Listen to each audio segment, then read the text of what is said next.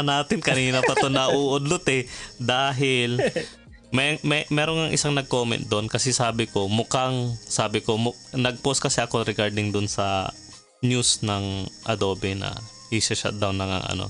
Tapos sabi ko doon sa bandang dulo, mukhang dahil magfo-focus na sila sa AI. Yung isang nag-comment doon, sabi na hindi naman dahilan yung AI para sila parang i-close yung ano, iba daw yung dahilan. Pero yung point ko kasi doon, yung mga feeling ko, yung resources ng Adobe, gusto nilang i-focus sa AI. Hindi dahil gusto nilang palitan yung animate ng AI. So, ayun. Pero dahil nandito na tayo finally sa topic na to, hindi ko alam kung ano yung uunahin ko eh.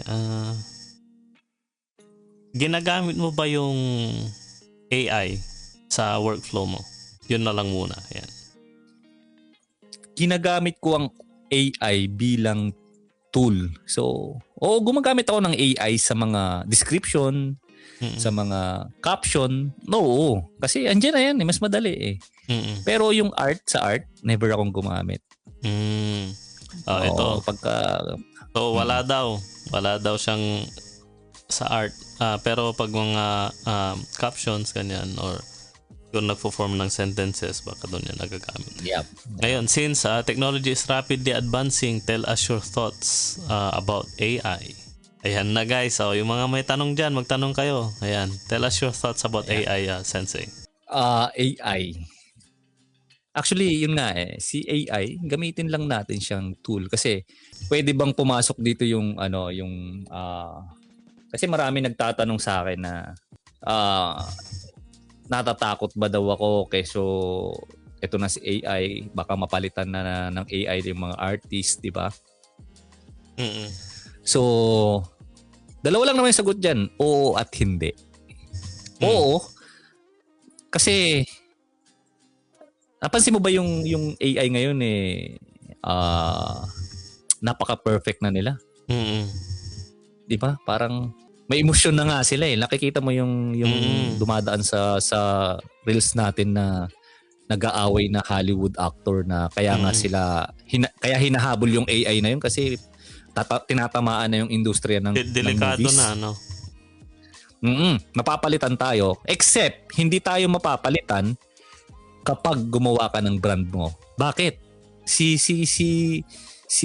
AI kasi hindi niya kayang gumawa ng brand. Iba-iba yan. Mag-send ka ng prompt.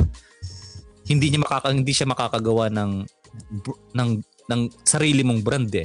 Ito yung sabi nga ng page mo, stay human, di ba? Kailangan mong magkamali. Kailangan hindi ka perfecto. Yun yung pagkakaiba ng tao sa AI eh. Kasi ang AI habang tumatagal yan in long term yan magiging perfecto yan eh. Yung perspective, yung coloring, pero hindi niya mabubuo yung brand na gusto mo bilang tao. Katulad ko, sabihin mo nga gumawa tayo ng prompt kay AI na gayahin yung brand ko. Hindi ako maniniwala na kaya niyang gawin yun.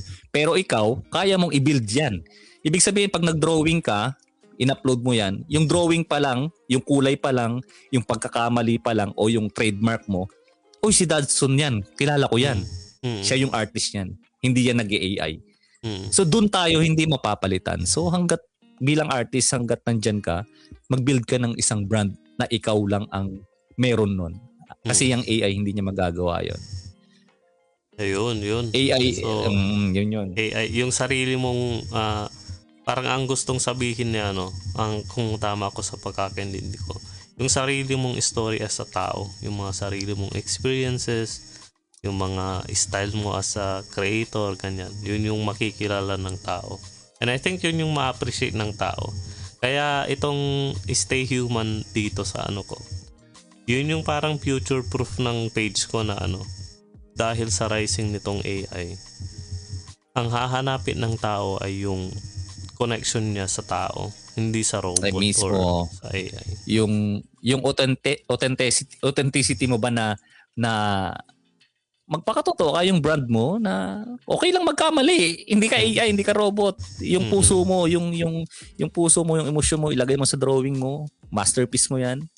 Yung brand mo, di ba? Kasi pagka storytelling na yan, makikita mong magkaiba ang robot sa taong gumawa niyan kasi yung nandun pa rin yung puso di ba?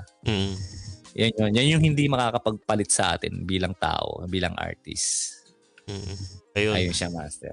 Yun, salamat sa thoughts mo. Ito, worth it pa bang mag-aral sa mga mag-start pa lang na gusto kong maging designer or animator or cartoonist? Worth it pa bang mag-aral or parang since may AI na? Worth it siya, Master, kasi ang hahanapin ng tao hindi yung robot Ang hahanapin ng tao yung bilang tao, yung ang hahanapin ng tao kasi pag AI kasi hindi na nagkakamali ito, ang galing na masyado, parang hindi na siya authentic Di ba? Parang do you think ito theoretically lang I mean sa perspective ko lang. Kasi ngayon parang feeling ko dati ang pinupursu ng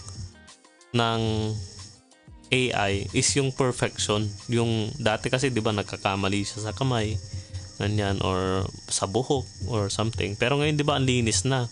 Ngayon I think ang isa pang ang ginagawa nila ngayon, paano nila kukopyahin yung tao. Yung nakikita mo yung mga konting pagkakamali, minsan nili-leave out na lang nila na alam nilang ganun din yung ginagawa ng tao.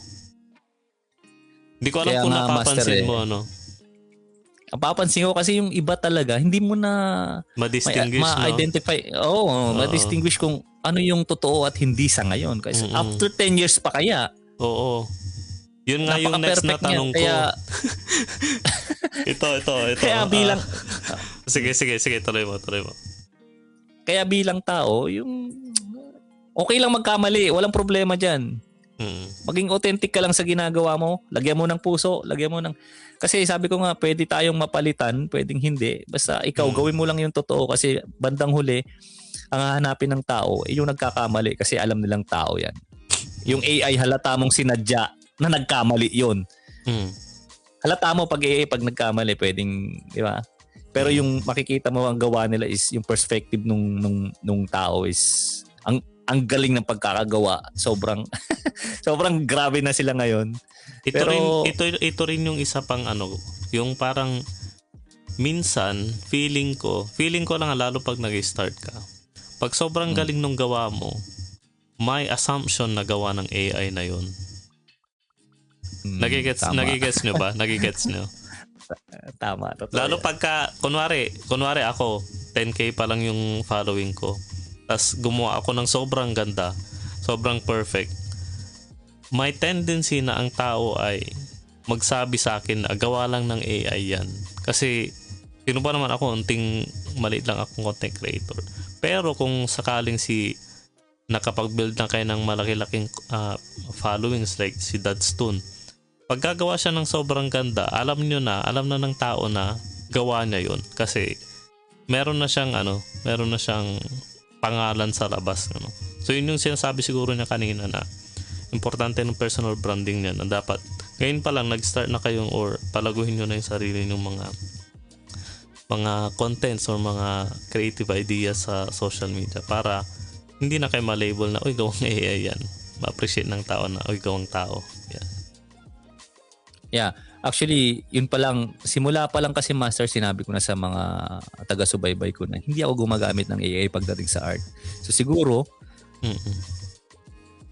yun yung nakatatak na sa kanila yung mga gawa ko sa page ko na drawing. Kaya nga yung drawing ko mostly makikita mo na hindi perfect yung parang drawing bata.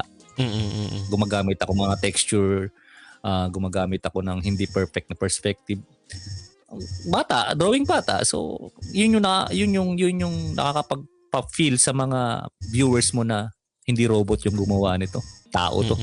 Na ganito ako nung bata mag-drawing. Yun yung idea nun. Pero may mga drawing din naman ako na actually nasa YT ko nga yung mga drawing ko as commissions ko dati na nagdo-drawing ako ng charcoal paint. Baka pag in-upload ko dun nun, sasabihin, ay may gawa niyan. Yung mga bagay na ganun. So umpisa pa lang as a creator o as a artist nga na siguro i-declare mo na against ka sa AI. Kasi bandang huli, pwede tayong mapalitan. Pero yung pagkakamali natin, yun ang hindi, alam mo yun, Kasi yung AI, sabihin natin, dagdagan mo pa ng 10 years nako. Simula ngayon. Hindi mo na kilala kung sino ang Diba? So, ngayon pa nga lang hirap. Personally ako, every time na may nakikita akong video, kahit totoo man o hindi, ina-assume ko na parang nasa isip ko, pwedeng possible na AI to. So, pwedeng hindi ako maniwala, pwedeng hindi. Ina-analyze ko hanggang sa parang nahihirapan na ako Dati madali. Alam mo yung hawi ng buhok or yung mga paa or kamay, iba yung nagtatransform, no?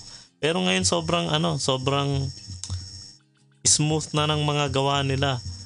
Siguro in the next 5 years, hindi na natin alam. Deepfake, sobrang rampant. Pero hindi ako naniniwala sa AI artist. Walang ganun. Walang art na AI. Lahat tayo, basta lagyan mo ng puso, lagyan mo ng emosyon yung drawing mo. Magical yan. Yung connection mo sa tao ang makakaramdam yan. So yun yung wala yung AI. Pagka AI yan, ramdam nilang robot yan. So yun sa akin. Okay. So ito naman Sensei, ano yung baka feeling ko na sagot mo na yata to. Kasi what unique human traits or skills are impossible for AI to replicate? Ayun siguro Yun na. Ito na lang,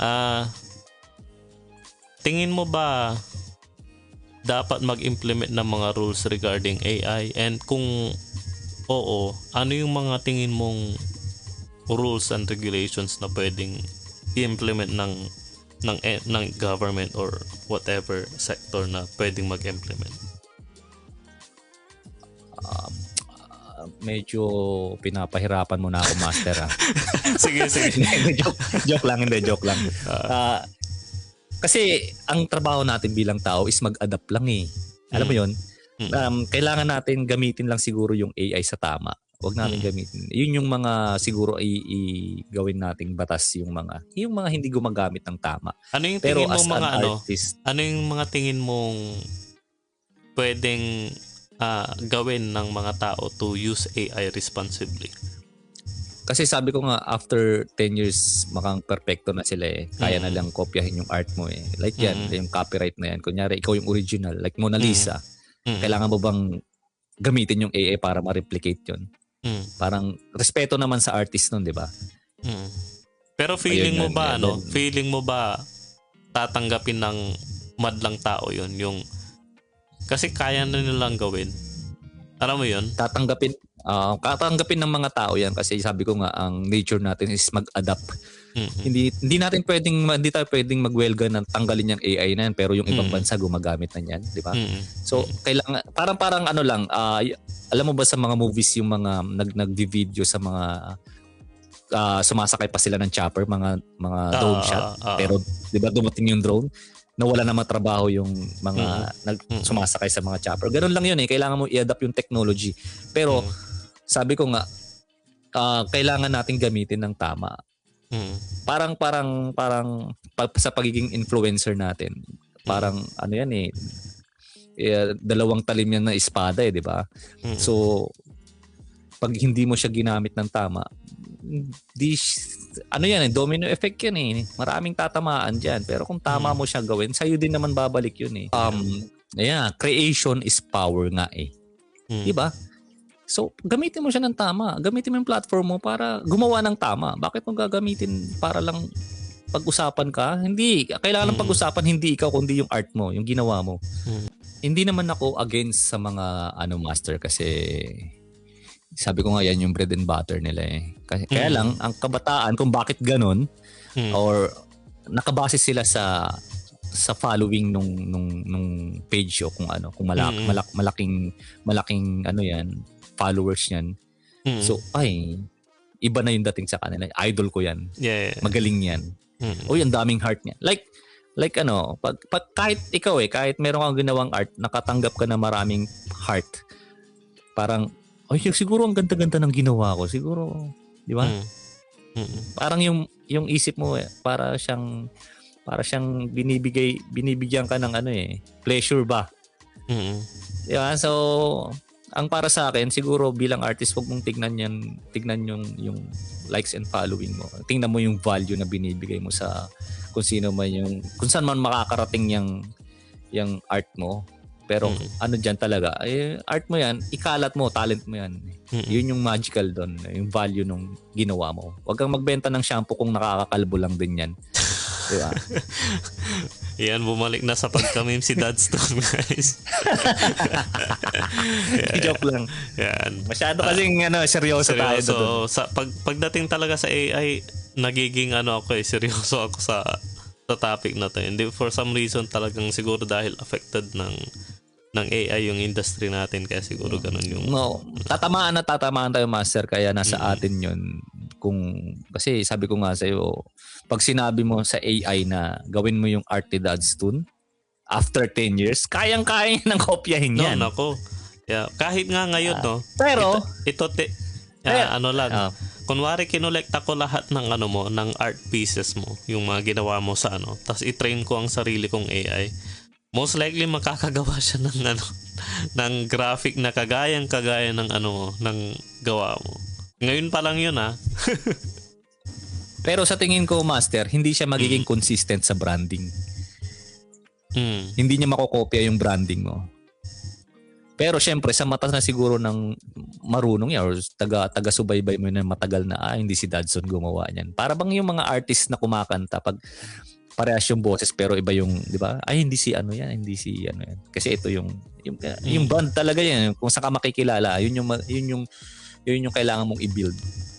Kailangan mo siyang gumawa ka ng empire mo na kilala ka bilang si Dad Stone. Yung sarili mong, yun yung, I think yung gustong sabihin ni Dad Stone ay yung sarili mong ikaw, yung as an artist. Hindi yung, gawa, yung kamukha ni to, pero AI pala, Pero ang i-follow ng tao, yung human, hindi yung AI. Siguro yun yung yun yung point niya. Yan, yung personal brand niya as tao. Ayun,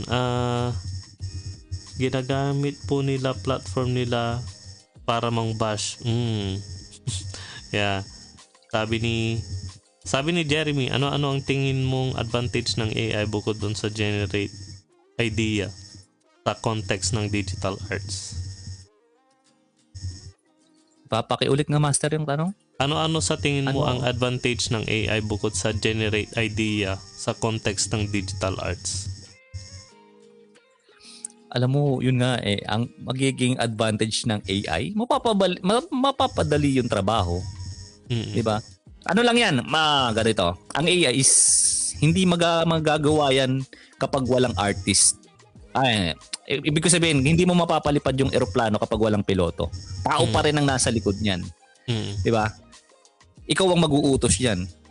Pero wag mong abusuhin.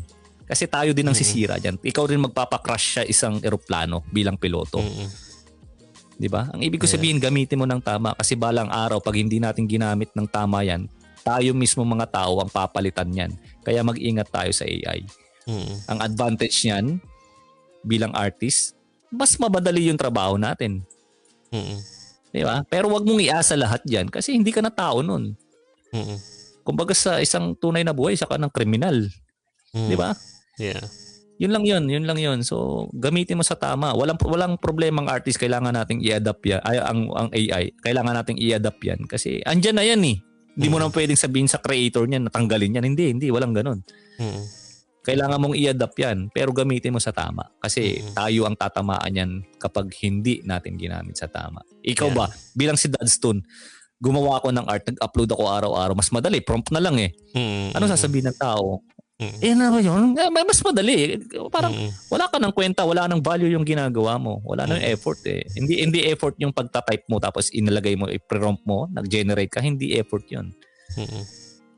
Yeah. Ang effort, yun. Yun, salamat doon sa sa point mo doon. At sabi ko rin nga doon nung nabanggit mo yung sabi ko yung about sa dapat i-gamitin mo sa tama. Sabi ko doon sa recent na quotes na ginawa ko. AI empowers everyone, no? Everyone. Hindi siya dati kasi mostly sa technical skills tayo dati, pero nilevel ng AI yung skills, parang kahit sino pwedeng magano. Pero meron ding ginawang hindi maganda si AI, kasi hindi lang tayo yung nag-benefit na mga sa good, pero sa mga bads din magagamit rin yun. So nasa sa atin na kung paano natin ito gagamitin, whether, kasi nga sabi nga niya kanina, dalawang, parang yung anong tawag dito, yung knife, dalawang patalim. So pwedeng makatulong sa'yo or pwedeng hindi, pwedeng magamit sa mabuti or pwedeng hindi. So nasa sa atin na yun. Ito, do you think AI will make, in general to hindi yung depende ganun, parang in kalahatan, tingin mo ba magiging mas matalino ang tao or mas magiging dumber ang tao dahil sa AI?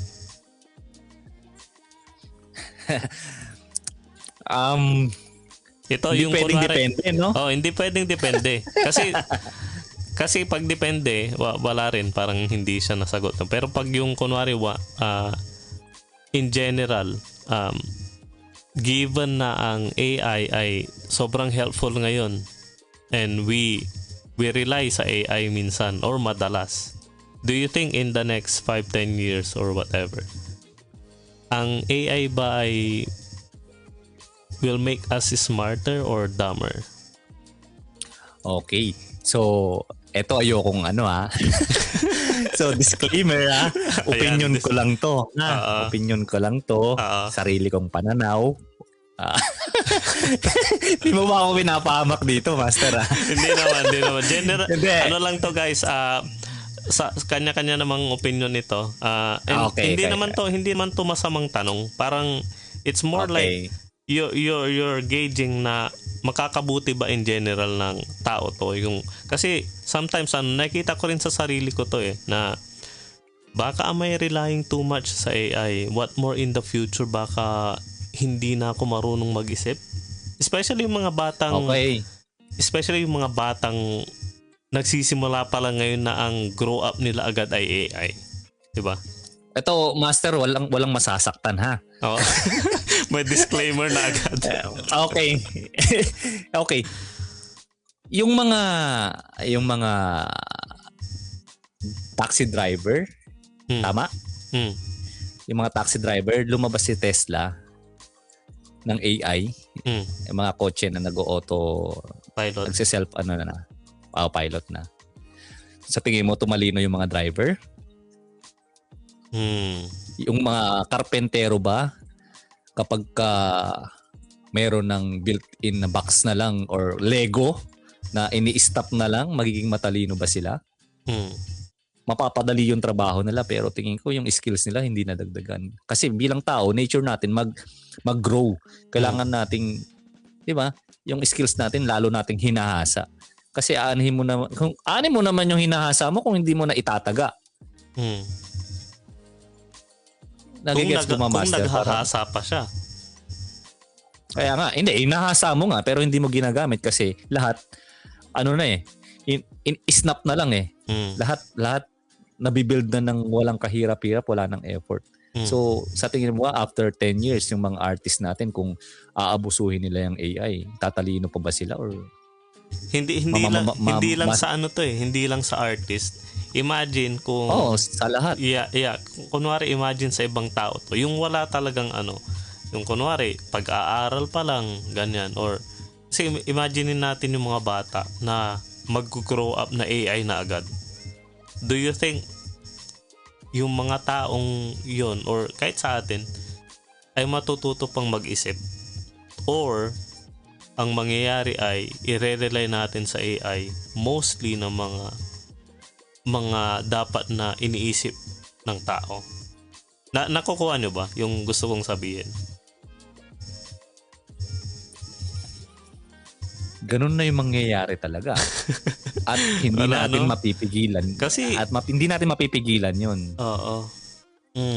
Yeah. Kasi ang gusto natin isa lang yung sagot mo doon, no? Isa lang yung sagot mo doon. Oo, hindi mo nabanggitin pero isa lang yung sagot mo doon. Kasi ang tao kasi ayaw nilang nahihirapan. Gusto nila madalian lagi. Walang ganun. Sa perspective natin, walang ganun, walang madalian. Lahat 'yan pinaghihirapan. Pero pag dumating ng araw na baka nga yung kama mo na lang bigla na lang tumatayo mag-isa, hindi ka na babangon at mag-iinat, 'di ba? Darating tayo doon eh. May mga movie ng ganyan eh. Yung mga cartoons na yung yung mga story na gano'n na sa story na yun wala nang ginagawa yung tao, puro naka-automatic na lahat. Yung sinasabi nila noon na kung pwede bang palitan ng AI ang tao, sinasabi nila nung malabo. Pero ngayon hindi na malabo eh. Hindi na siya malabo. Nasa tao na yan ngayon kung itutuloy niya yung ginagawa niya bilang artist or kahit saang creation mo, creatives na yan. Nasa tao na yan. Huwag mo lang abusuhin talaga. Kasi ang hahanapin talaga ng tao balang araw yung tao niya mismo. Yung tao mismo yung connection. Hindi yung tao connection sa robot. Gets ba? Parang Ganon din yung akin eh. Stay human, guys. Yun pa rin yung hahanapin ng tao. Gawin mo pa lang yung kasi wala namang ibang magtatagpo kundi tao at tao. Hindi naman tao at robot. Wala naman nag-asawa ng... Meron, pero mangilan-ngilan. Pero diba? ito guys meron ng ngayon yung mga assistant na nagpapanggap na pwede mong gawing girlfriend, pwede mong gawing partner, ganon. Or meron na ding mga technology ngayon na robots na sumasayaw, gumagawa ng gawaing pangtao, nagluluto ng french fries, ganon, nag-a-assist sa mga warehouse like Amazon, kunwari magbubuhat ng ganito kabigat, mga ganon. May mga technology ng ganon ngayon. Pwede rin, meron ding nung ilang taon na to, doon sa Amazon Go yung tawag. Store yun na parang convenient store, parang isipin yung 7-Eleven na wala ng taong nandun, puro camera na lang. Tapos kukuha ka lang ng item doon, automatic na mag-art sa cart mo sa online. Lalabas ka na lang, walang cashier, ganon. So, ganon yung mga mga future na tapos ngayon, ang dami ng robots na lumalabas sa China. Mga drones na kung ano-anong pwedeng gawin, pwedeng mag-deliver, ganyan. Mga sasakyan na autopilot na hindi na pangtapat sa Tesla, mga ganon, na gawa ng ibang bansa. So, as in, sobrang ang dami ng advancement sa technology ngayon. Kaya nakaka-curious tanongin yung mga creatives natin ano yung mga perspective nila dito about sa AI and yung future ng creativity. Ayun, salamat sa pagsagot mo doon sa mga AI, yung mga maiinit nating tanong sa AI. At pwede kang uminom dyan ng tubig kung pinagpapawisan ka na sa mga tanong. Napainom talaga ako, master, ng tubig eh. Isang pitchel na nga yun nasa tabi ko eh. O nga, ako rin meron din akong tubig dito. Nauusan ako ng laway sa mga usapan eh. Pero magandang usapan yung about sa mga ganitong topic. Ulitin ko. Opinion ko lang yun. Yeah. Pero syempre mangyayari yan. Hindi natin mapipigilan yan. Ngayon pa lang di ba? Yeah. Actually, yung isa kong tanong dito, anong magiging role ng mga artists and illustrators, animators, or creative in general sa society at sa creative industry in the next 10 years? Meron pa ba tayong value? Meron pa ba tayong role na gagampanan as creatives in the next 10-15 years? Okay. Sagutin ko ng maayos to. Kasi parang masira ako. Joke lang. Sige. Pwede ka mag-isip.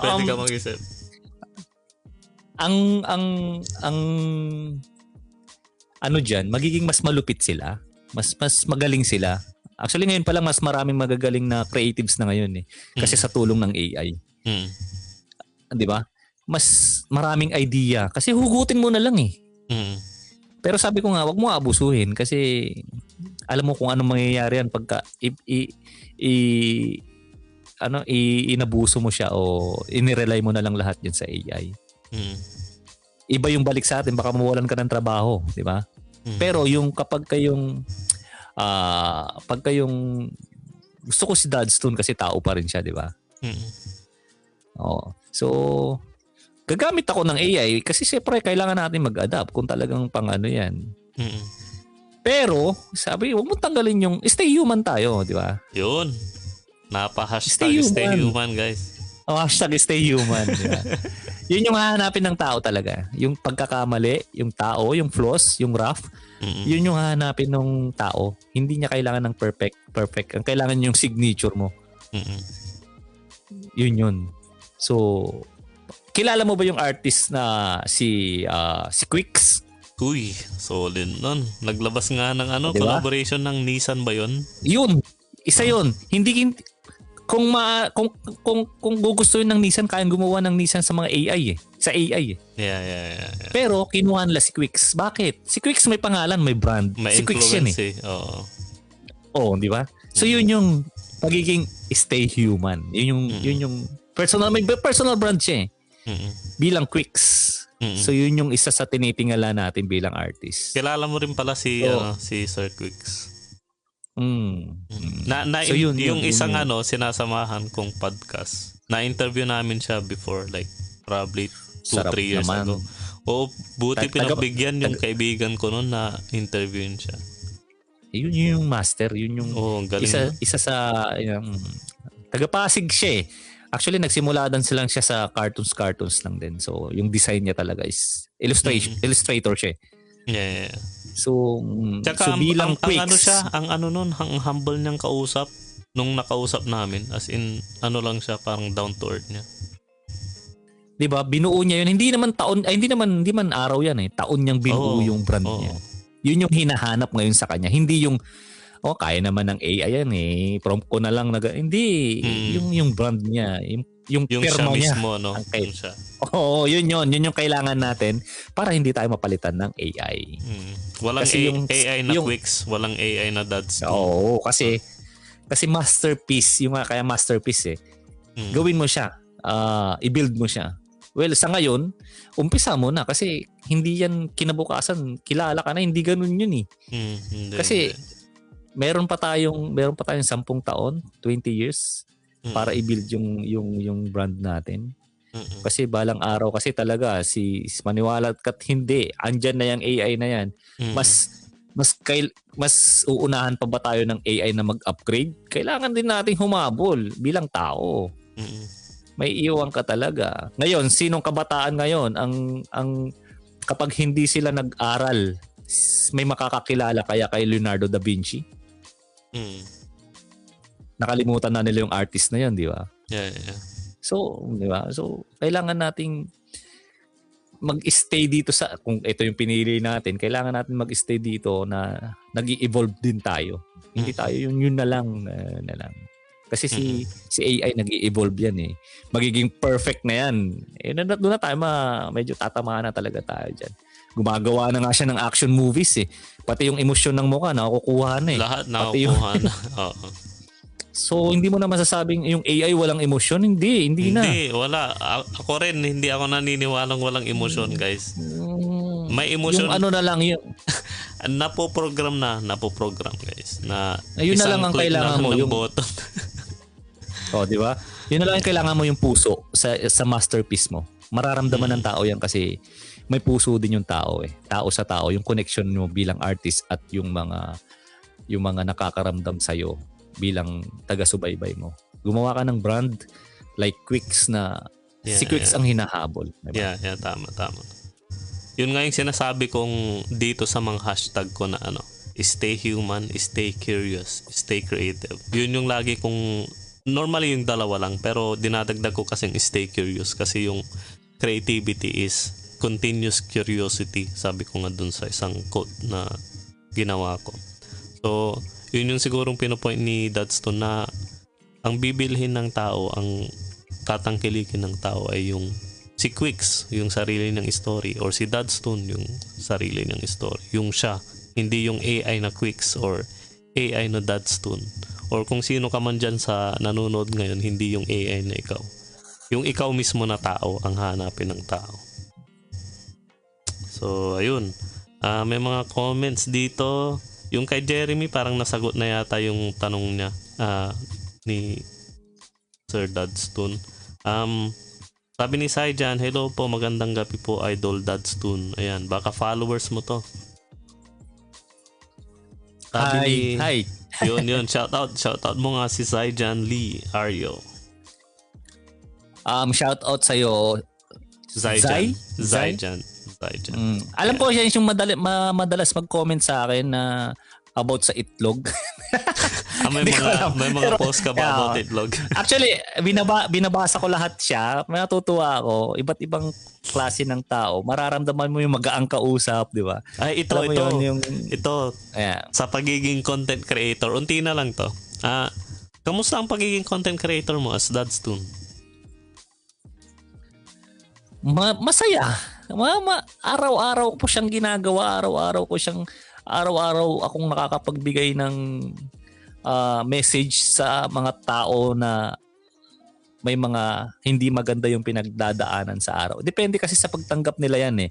Mm-mm. May mga tao ding naiinis kasi kala mo naman, di ba? Mga tao. So, ang sa akin, doon ako sa positive side tumitingin na yung paano binabaliwala yung mga ganun, yung mga negative comments, yung mga nalalait, yung mga namumura, mamaliit, mga ganun? Usually, yung mga taong ganyan, sila yung may mga pinagdadaanan. Hindi ako. Ayun. Ang tinitingnan ko sila na mas hindi ko kinakainisan, mas nakakaawa sila, mas ano kaya pinagdadaanan nito? Siguro hindi masaya to sa pamilya niya. Siguro hindi masarap yung dinner nito, hindi masarap yung breakfast nito, or hindi pa nag-almusal, ganong bagay. So kaya nila nilalabas sa net. Yun. Bashers. Ito na lang. Para siguro hindi mo isipin yung mga bashers na yan. Si Jesus Christ nga, halos hindi pinaniwalaan. Yun. May mga basher pa. Ikaw pa kaya, di ba? Tao lang tayo. So, nandyan na yan. Okay lang yan. Oo nga, no? Yung reference maganda nung kay... Kasi si Jesus nga, dinuduraan eh. Oo, di ba? Yeah. Tama, tsaka yung yung sabi mo yan kanina na yung sila yung normally na may mga pinagdadaanan sa buhay, yung mga mabibigat yung mga emotion nila sa na parang ang naisip na lang gawin ay parang maliitin yung iba or magsabi ng hindi maganda sa mga bagay-bagay ba. Pinapalaki yung mga maliliit, mga ganon. Actually, sila yung mga taong hindi nila kayang gawin yung ginagawa mo. Kaya ang ginagawa nila, hinahatak ka papaba para pareha na lang kayo. Which, yun. It won't happen pag nanghahatak ka ng pababa. Mas bumababa ka, lumulubog ka lalo. Kaya bilang ikaw na binabash, dyan lang kayo sa likod ko. Hindi nyo ako maaabutan. Kaya ko to eh. Ikaw hindi nyo kaya. Sorry guys. Yeah. How do you stay kasi siyempre hindi na biro yung 200k plus sa Facebook or any social media. Paano yung how do you stay humble and like hindi ko to kaya nang wala si Lord, parang ganun, or anything? Ano yung mo? How do you stay humble? Hindi ako tumitingin sa dami ng likes, ng followers, hindi ko siya tinitingnan bilang achievement ko. Ang achievement ko, yung may isang tao akong ang cliche, no? Hindi, maganda nga eh. Hindi kasi sabi ko kasi may mga nagdi-DM sa akin na hindi maganda yung pinagdadaanan at sasabihin nilang, dahil sa message mo, baka sign ko na to, diba? Sign ko to na itigil ko tong ganito. Tuloy ko lang. Yun yung nagbibigay sa akin, parang minsan nga pag may parang hindi ako upload sa isang araw, parang may mali eh. Diba? Parang baka may taong, para ako superhero. Yun yung tingin ko. Para akong kailangan ako ng taong to. Kahit hindi ko alam kung nasaan man siya. Kaya nga bilang gumagawa ng content, kahit nagpapatawa ka, kahit basta alam mong art mo yan, alam mong linya mo yan, o alam mong masaya ka sa ginagawa mo, i-post mo. Wag ka nang patumpik-tumpik na bakit hindi mo kailangan i-post yan. Sa milyong tao gumagamit ng social media, may isang tao diyang may inspire mo na, gawin ko rin yung ginagawa niya, parang masaya yun. Ang ganda ng message niya, sarap naman papakiramdam. May isang taong ganon. So, hayaan mo yung mga basher, wala na yan. Kumuha ka ng cellphone mo, mag-video ka, gawin mo yung gusto mo, i-upload mo yan. Huwag ka lang yung katulad ng iba na nagsasayaw ng hindi ko makita yung value nun. Kinokomentan ka na lang na, di ba, kinokomentan ka na lang ng kung ano-ano para lang sa engagement. Hindi ako pabor doon, parang. Sa ngayon siguro makakuha ka ng makapag-build ka, pero sana pag medyo malaki ka ng content creator na gumawa ka naman ng may value, kasi yung kabataan kasi nakatingin sila sa ngayon yung henerasyon ngayon nakatingin sila sa followers at sa mga likes. Yun yung tinitingnan nilang iniidolo nila. Ayun. Thank you for that. Maganda nga reminder yun, yung parang, kasi ako rin nahihirapan ako minsan, lalo pag nag-uumpisa ka pa lang na content creator or gumagawa na, parang may mga taong hindi masaya sa paggawa mo ng content. Mga ganun yung naiisip ko na parang ayoko na yata, hindi ko na ituloy itong buhay creative na to, or parang it doesn't make sense anymore. May nag-comment sa akin, hindi ko lang kung atheist siya kasi ginagamit character ko isa si Papa G. Bakit nga Papa G? Kasi character ko siya sa isang comic eh. So parang sinabi niya hindi siya naniniwala sa ganun, hindi siya bakit ginagamit mo si Jesus Christ nga yung sabi Papa G yung ginagamit ko, di ba? Ginagamit mo yan para lang sa likes. Actually, sabi ko, minessage ko siya, di ba dapat maging thankful ka kasi pinapakalat ko yung mga salita ni God, di ba? Or pinapakalat ko yung na may nag-i-exist si God. Bakit hindi ka natutuwa sa ganyan? Sabi ko, kung may pinagdadaanan ka, well, sana i-accept mo na hindi para sa'yo yan. Kasi bakit ka nagagalit, di ba? Para yan sa mga taong nangangailangan na nawawala na ng pag-asa, na hindi naniniwala. Hindi na naniniwala kay God. Kasi hindi kasi nila nare-receive yung behind the page na may mga DMs ka na dahil sa message mo, dahil doon na tinuloy ko yung, di ba? Mga ganung bagay. So, sorry kasi syempre, yung mga taong, ang dami kong nakikitang wala ng pag-asa, lalo mga kabataan, or hindi man kabataan, yung hindi na sila naniniwala. Kasi nga, halos ng kabataan ngayon nakatingin na sa SOCMED sabihin nating meron ng million followers yan, tapos ang ginagawa niya lang is nagta-thirst trap. Yun na yung iniidolo nila eh, kasi ang daming followers, ginawa na nilang basihan yun eh. Yun. So yung sa akin is sabi ko nga, ikalat mo yung content mo para kasi may isang tao dyan na hindi mo alam yung pinagdadaanan at mai-inspire mo. So sa awa ng Diyos, hindi naman ako tumitingin doon. May mga na-inspire ako. So yun yung nagpapatuloy sa akin. Yun. Yung mga na-inspire and kasi sabi nga nila, kung nawawalan ka na ng buhay, pumunta ka kay Jesus kasi siya yung Jesus is the way, the truth, and the life. Bibigay siya ng buhay, siya yung daan. So, ayun, maganda nga yung content ni Dadstone dahil yun, nag-spread siya ng Word of God, yung encouragement sa mga tao, and natutulungan yung mga taong nawawalan ng pag-asa. May trivia lang ako. Actually, hindi naman ako godly. Hindi ako yung palasimba linggo-linggo, hindi ako ganun. Maloko din akong tao. Ito, pilosopo. Ito yung, may humor din ako. Di ba galing ako sa meme? Nag-upload ako ng meme, ng motivation. Yan, sinama ko sa character si Papa G. Meron mga akong Mr. K na si Reaper, yung may kawit, parang si Kamatayan. Yan yung mga character ko. So marami akong character. Sinesend ko siya randomly. Alam mo ang nag-viral sa akin, yung si Papa G. So parang nagkaroon kasi ako ng medyo mahaba to Nagkaroon kasi ako ng bio dito sa sa page. Parang 1 year ko siyang hindi nagamit. Parang nawalan na ako ng pag-asa. Parang sabi ko, tutuloy ko pa ba o hindi? Parang hindi siya kumikita na ng 1 year. Wala namang problema doon. Then pinag-pray ko na ayun lang, syempre hindi ako palasimba, hindi ako pero nagpe-pray ako everyday bago matulog. So pinag-pray ko siya. Bago ko sinend yung random na videos na yung meme, si Papa G, si Mr. K. Alam na mga followers ko yan. May mga ganung character ako. So nag-pray ako na kung hindi man na ako, wala na monetization yan, bigyan nyo na lang ng value at makapag-inspire ako ng mga tao. Something like that. Then, kinabukasan pagising ko, nagkaroon ng 100k reaction yung tungkol kay Papa G. Sabi ko, bakit yun?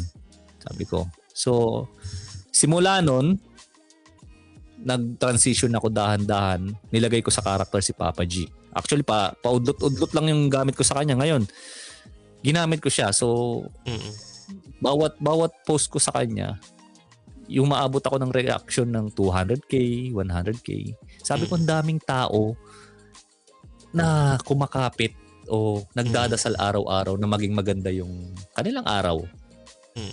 Sabi ko, baka ito na yung sign ng pinagdarasal ko na ito yung gamitin ko.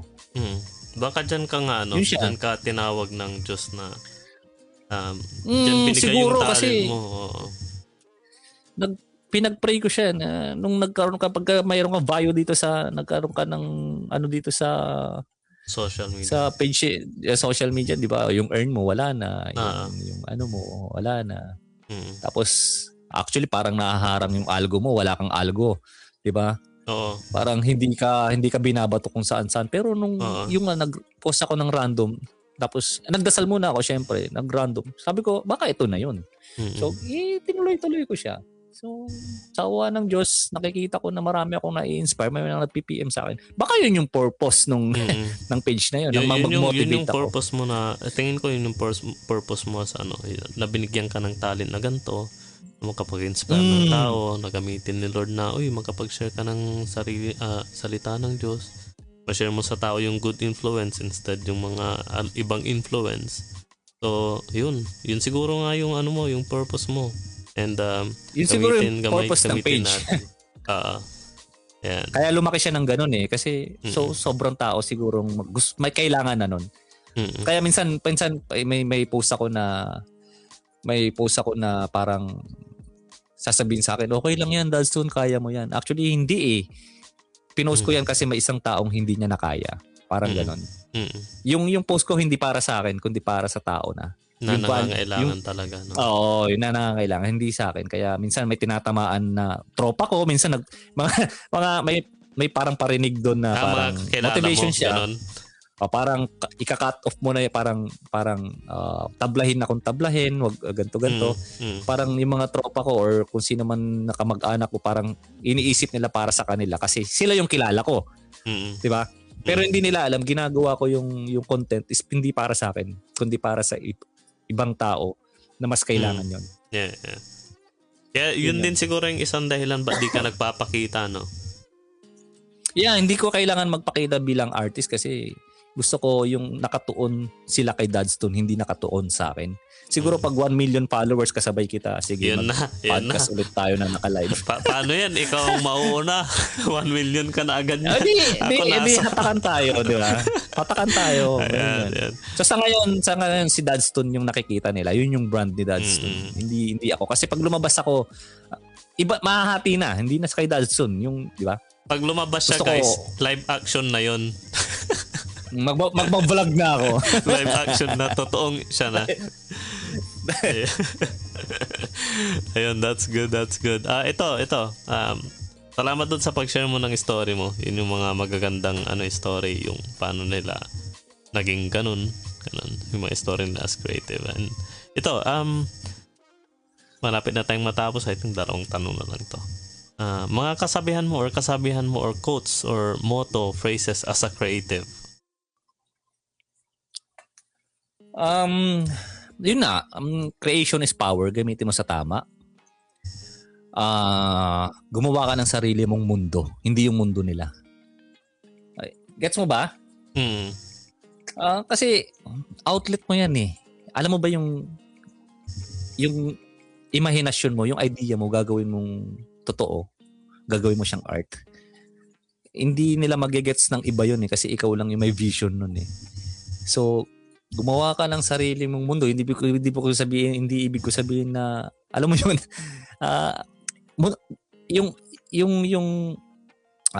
yung brand mo, yung idea mo, yung imagination mo, kaya nga binigay yung vision na yan sa'yo. Gawin mo siya, gumawa ka ng sarili mong mundo dyan. then i-share mo sa iba. Gamitin mo siya ng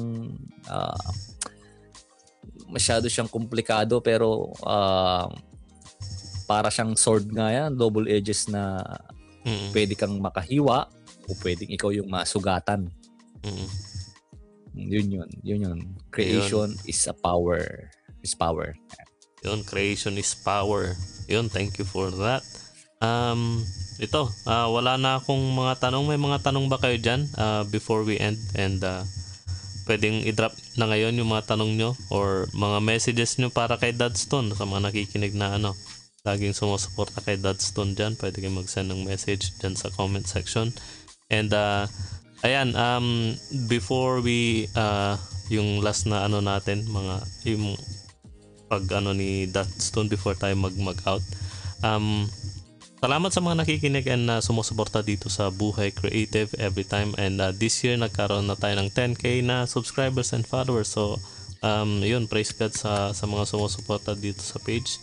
And hopefully in the future ay makapag-build tayo ng mga ng community na ganito, yung nagtutulungan na creatives, yung hindi naghihilaan pababa, hindi yung mga nagyayabangan ganun, or mga groups na random lang yung mga pinag-uusapan about pero gusto natin mag-build ng community na safe for creatives and yung nakakatulong sa ating industry And ayun, sabi ni sino mga nandito, yung sabi ni Jeremy na try mo na din ba yung public issue storytelling. Siguro maraming issue pag ganyan yung mga public issues, so wag na siguro nating pag-usapan.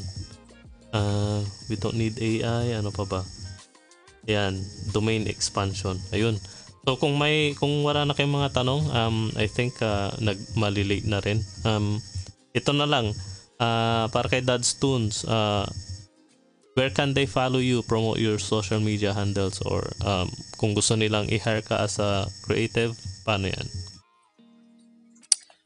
Ayun, muna sa lahat, syempre, salamat Master at yung nakapagkwentuhan tayo ng ganito kahit pinahirapan mo ko.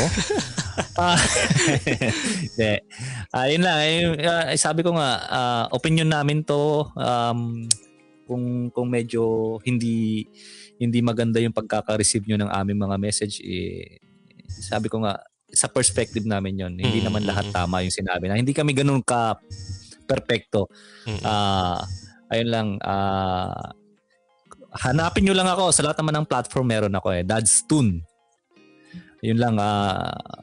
At kung gusto nyo akong i-message, pwede nyo akong i-PM sa page ko, at o i-email nyo ako sa dadstone@gmail.com para sa mga negosyasyon na mangyayari, sa mga project na mangyayari. So Dadstone lang yung handle mo, no? Wala nang ibang page? No, Master. Dadstone lang tayo. Ayan. Dadstone. Nasa Black Up tayo sa YT yan. Andyan tayo. Ayun, yun. So, thank you. I-follow nyo siya. DADZTOON. Ayan, Dadstone nandyan sa comment section. Pwede nyo i-follow yung page niya. Puntahan nyo lang yung mga account niya. Pwede nyo rin panoorin yung YouTube niya. Siguro mga videos normally nasa YouTube siguro, I'm guessing, kasi maganda rin yung mga videos sa YouTube. So ayun, i-follow nyo si Dadstone, and thank you ulit kay Dadstone for papa-unlock ng ating invitation to have a kwentuhan or podcast dito sa Buhay Creative page. And isa na namang buhay ng isang creative ang ating nasaksihan or narinig ngayon dito sa ating podcast. And we're so thankful and we're inspired sa mga story ng mga ganitong creatives natin, and hopefully to see you guys sa ating next episode. Kung sino man yung mga may interview pa natin, abangan nyo lang dito sa page. And again, lagi nating sinasabi dito sa Buhay Creative, stay human, stay creative. See you guys next time. Salamat ulit. Good night.